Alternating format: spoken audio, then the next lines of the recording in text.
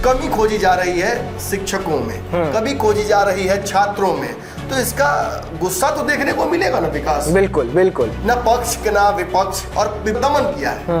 आज एनडीए कर रही है, आज भाजपा उसके सहयोगी बनी हुई है, तो ना भाजपा ना तेजस्वी, नीतीश तो खैर लगता है कि छात्र और शिक्षक विरोधी हैं, वरना के पाठक जैसे ताना, एक पार्टी जिसका इतना बड़ा जनाधार है वो यहाँ फेंका जाएगी इस चुनाव में, ये किसने जाना था जी। और राजद तो फिर भी अपनी इज्जत बचा ले रही है। अभिषेक झा जिसके पीछे पूरा सिस्टम सरकार लगा हुआ था जी। जिस अभिषेक झा को एग्जाम के अंतिम दिन और पैनोरमा ग्रुप, जो सोचता है वो करता है, आपके अपने सपनों का आशियाना।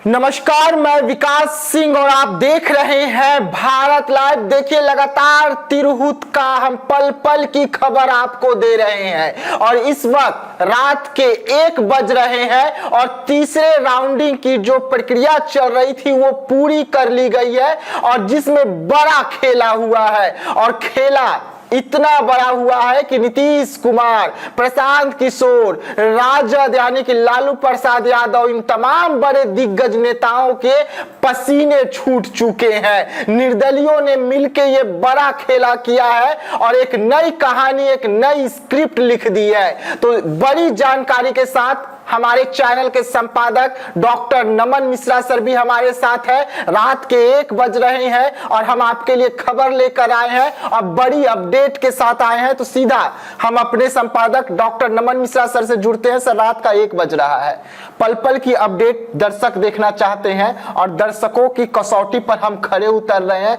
पल पल की रिपोर्ट अपने दर्शकों तक भेज रहे हैं। बड़ी जानकारी निकल के सामने आ रही है तीसरी राउंड पूरी कर लेने के बाद।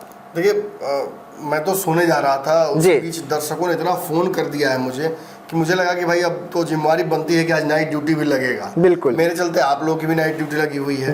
अब हमारी ही नाइट ड्यूटी नहीं है, जो 18 प्रत्याशी इस चुनाव को लड़े हैं तिरहुत के, वो भी अपने दल बल के साथ, अपने समर्थकों के साथ वहाँ बैठे हुए हैं। बिल्कुल। देखिए, बड़ी बात यह है कि ये चुनाव संगठन, पार्टी या किसी जाति का था नहीं जी, लेकिन बार बार पार्टियों ने इस बात से परहेज नहीं किया कि संविधान का एक बड़ा जो क्लॉज है उसकी अवहेलना होती रही जी। शिक्षकों का चुनाव है, शिक्षा पर बात होनी चाहिए। किसने कितने दिन तक लोगों को पढ़ाया है, किसके घर में शिक्षक ज़्यादा हैं, कौन सामाजिक दायित्व जो है शिक्षा को लेकर वो पूरा कर पाएगा, शिक्षकों की आवाज़ कौन उठाएगा जी। हर दिन कोई ना कोई शिक्षक या छात्र पटना में आकर लाठी खा के समूह चला जाता है जी। शिक्षकों को जेल में ठूस दिया जाता है। खान सर उल्टी कर रहे हैं, विपिन सर जेल में हैं, एक और रहमानी है, उन पर भी कुछ ना कुछ आरोप लग रहा है। निश्चित ही जो एग्जामिनेशन एजेंसियां हैं, जो सरकारी तंत्र है, वही विफल है और कमी खोजी जा रही है शिक्षकों में, कमी खोजी जा रही है छात्रों में, तो इसका गुस्सा तो देखने को मिलेगा ना विकास। बिल्कुल बिल्कुल। न पक्ष के ना विपक्ष, और विपक्ष बिहार का जानते हैं, बड़ा ही मैं तो कहूँगा कि बिहार का विपक्ष इतना पंगु हो गया है, इतना पंगु हो गया है कि उसके पास इन छात्रों के लिए आवाज के लड़ने की ताकत तक नहीं है। जानते क्यों? क्योंकि सत्ता की मलाई चावने में वो भी आगे हैं। तेजस्वी यादव ये नहीं कह सकते हैं या कांग्रेस या लेफ्ट की पार्टियां कि वो इन शिक्षकों के साथ न्याय कर सकती हैं, क्योंकि कल यही शिक्षक, यही छात्र, इनकी ही सरकार थी महागठबंधन नीतीश कुमार के साथ, तो छात्रों ने आंदोलन किया तो इन लोगों ने लाठियों से उसका दमन किया है। आज एनडीए कर रही है, आज भाजपा उसके सहयोगी बनी हुई है, तो ना भाजपा ना तेजस्वी, नीतीश तो खैर लगता है कि छात्र और शिक्षक विरोधी हैं, वरना के पाठक जैसे तानाशाही व्यक्ति को बिहार में शिक्षा की कमान देने का क्या मतलब। बिल्कुल। बिहार में आज तक 18 साल में नीतीश कुमार को होश नहीं आया, और होश कब आया? एग्जाम के अंतिम दिन बेटा को पीटने चले हैं कि तू पढ़ाई काहे नहीं किया। पूरे साल क्या कर रहे थे? अंतिम दिन शिक्षकों के मतलब कहा सकते हैं उसको, कैसे हमारे मैंने गांव देहात की भाषा में कहा जाता है कि लाइन हाजिर करना, टाइट कर देना, स्क्रू टाइट करना। अंतिम दिन स्क्रू टाइट कर दिया। अरे महाराज, आपके दशकों का जो विध्वंस है उसको एक दिन में साफ नहीं किया जा सकता। आरक्षण अगर लागू है तो उसका कारण है कि बहुत सालों तक दमन हुआ है किसी जाति का, किसी समाज इस वजह का। से जी। तो आप एक दिन में उसको नहीं पाट सकते हैं। इसी तरह से शिक्षा में के पाठक हो या स्वयं ब्रह्मा जी को लेके आइए, एक दिन में सिस्टम नहीं बदलेगा। और इस तिरहुत के चुनाव में उसका गुस्सा खूब देखने को मिला, फूटा है, जबरदस्त फूटा है। निर्दलीय सभी को पछाड़ रहे हैं, निर्दलीय सबसे आगे हैं, इतना आगे हैं कि अब तो जीत घोषित कर देनी चाहिए। हालांकि लंबी काउंटिंग है, लेकिन एक निर्णायक बढ़त बना ली है निर्दलीय ने जी। और राजद जिसके महत्वपूर्ण प्रत्याशी यहाँ उतरे हैं, एक दिन देखने कोई नहीं गया, फिर भी मिला जुला के ठीक है प्रदर्शन है, लेकिन एक पार्टी जिसका इतना बड़ा जनाधार है वो यहाँ फेंका जाएगी इस चुनाव में, ये किसने जाना था जी। और राजद तो फिर भी अपनी इज्जत बचा ले रही है। अभिषेक झा जिसके पीछे पूरा सिस्टम सरकार लगा हुआ था जी। जिस अभिषेक झा को एग्जाम के अंतिम दिन हॉर्लिक्स, कॉम्प्लान, च्यवनप्राश, जन्म घुट्टी, शिशुपाल सब पिलाया जा रहा था जी, फिर भी वो बच्चा पास कैसे करेगा? अंतिम दिन आयातित नेता को उतार देने से अगर जीत हो जाती, किसी समीकरण से जाति बना के जीत हो जाती, तो यहाँ निर्दलीय कैसे जीत रहे होते हैं? यहाँ पूर्णिया में विधानसभा लोकसभा दोनों में कैसे जीतोगे निर्दलियों की? पिछले एमएलसी चुनाव में कैसे निर्दलीय जीत गए थे? ठाकुर जो देवेंद्र चंद ठाकुर है, उनका नाक इस पे दाव पे लगा हुआ था जी। खुद देखिएगा तो दाव पे लगा हुआ था नीतीश कुमार का नाक यहाँ पर। अभिषेक झा तो शिक्षाविद रहे हैं, उनकी भी नाक यहाँ पर दाव पर थी, और उसके बावजूद कहीं लड़ाई में नहीं है, दूर दूर तक लड़ाई में नहीं है। उनको तो निर्दलीय ने इतनी बुरी तरह से पछाड़ दिया है कि अभिषेक झा आगे राजनीति कर भी पाएंगे, इस पर शक होगा। एक तो वैसे ही ब्राह्मण राजनीति हाशिए पर है, और नए ब्राह्मण नेताओं का कब्र मैंने कहा था कि गर्भ में ही हत्या कर दी जा रही है, तो ये दुखदाई है। लेकिन जनता का यही मैंडेट है और इसे आपको सम्मान करना ही होगा। आज देखिए हमारे पास जो आंकड़े आए हैं, तीसरे राउंड का आंकड़ा हमारे पास आ चुका है। ये लगभग जो आंकड़े हैं ये लगभग 10 या 18, कोई बोल रहा है 12 राउंड, कोई 18 राउंड या 10 राउंड, जो लोग बोल रहे हैं उस आधार पर ये लगभग जो बातें सामने आ रही हैं वो है। लेकिन जो निर्णायक बढ़त बताई जा रही है, देखिए चूंकि एक ओवरऑल काउंटिंग ये है कि 70,000 वोट ही हुए हैं जी, तो 70,000 में 30,000 वोट हमारे पास आ चुके हैं। ये तीसरे चक्र के जो काउंटिंग है उसके बाद, तो 30,000 वोट हमारे पास आ गया, तो मतलब 40,000 वोट बचा हुआ है आधा से थोड़ा ज्यादा।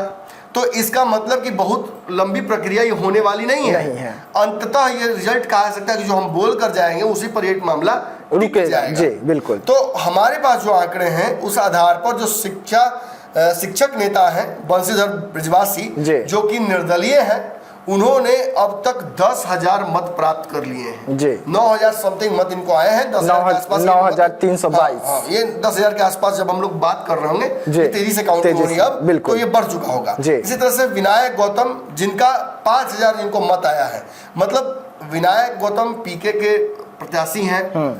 पैसा आपने देखा ही कि पकड़ा गया था प्रशांत किशोर का, और ये भी समझ में आ गया कि प्रशांत किशोर भी बिहार में वही राजनीति करने आए हैं जो बाकी दल कर रहे हैं।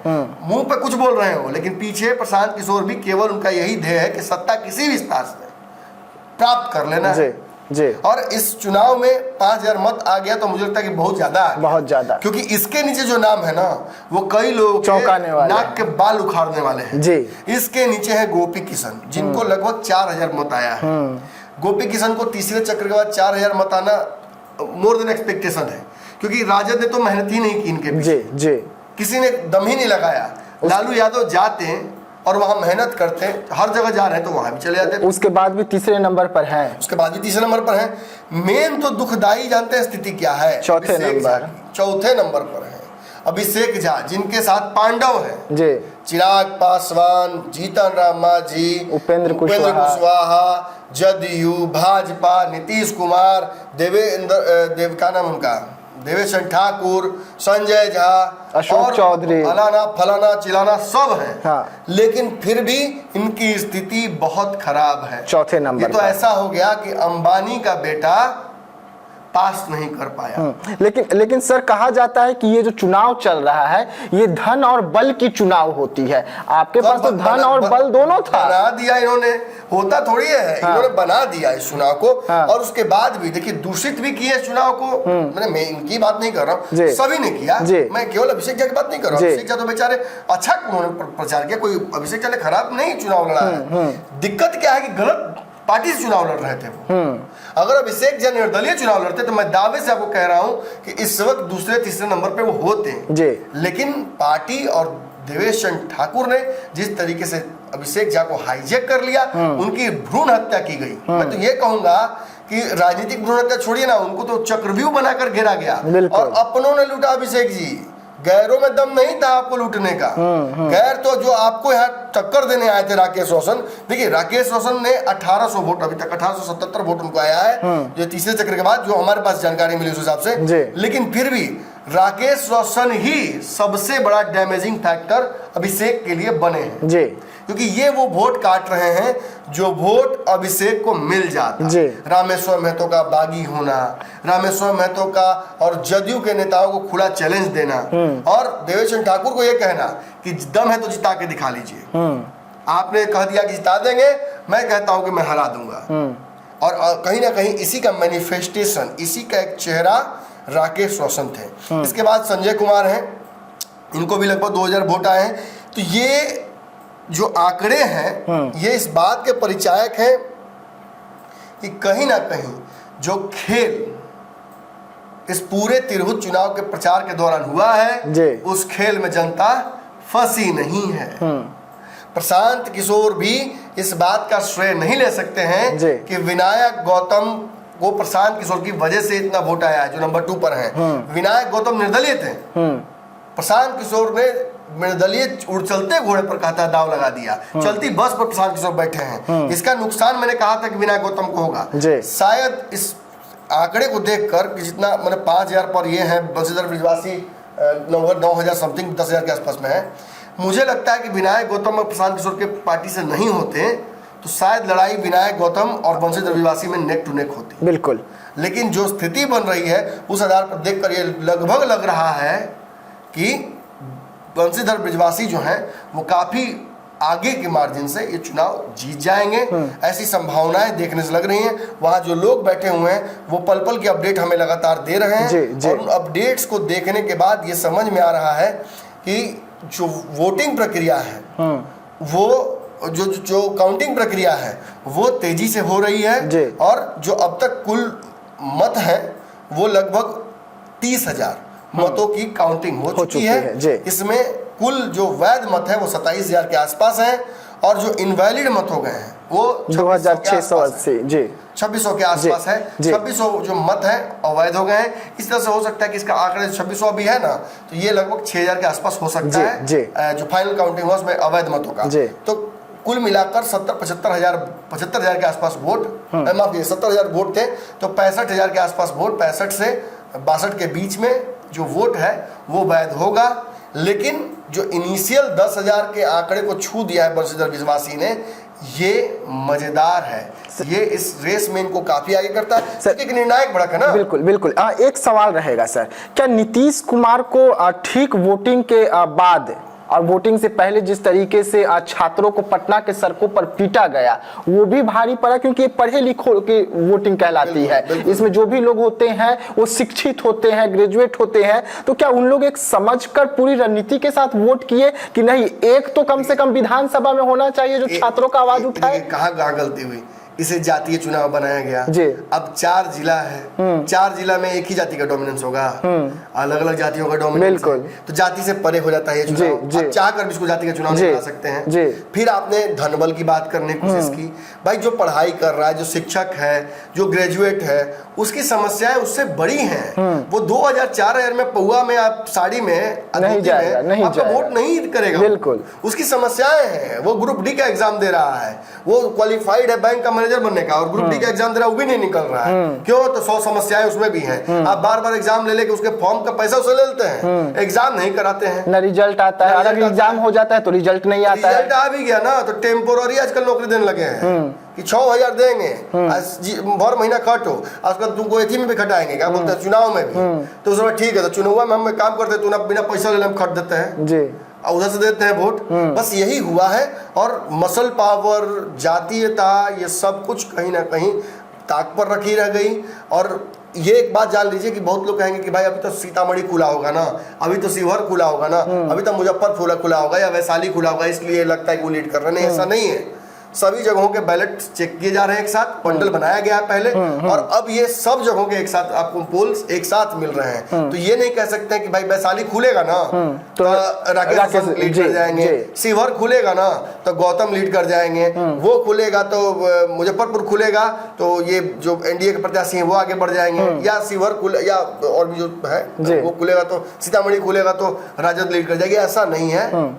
निश्चित ही ये एक निर्णायक बढ़त, मैं बार बार बोल रहा हूँ, 10,000 वोट प्राप्त कर लेना तीसरे के दौरान और 30,000 वोटों में 10,000 प्राप्त कर लेना, ये काफ़ी आगे करता है बंशीधर विश्वासी को। और आपने छात्रों की बात जो कही, बड़ा मज़ेदार है कहानी।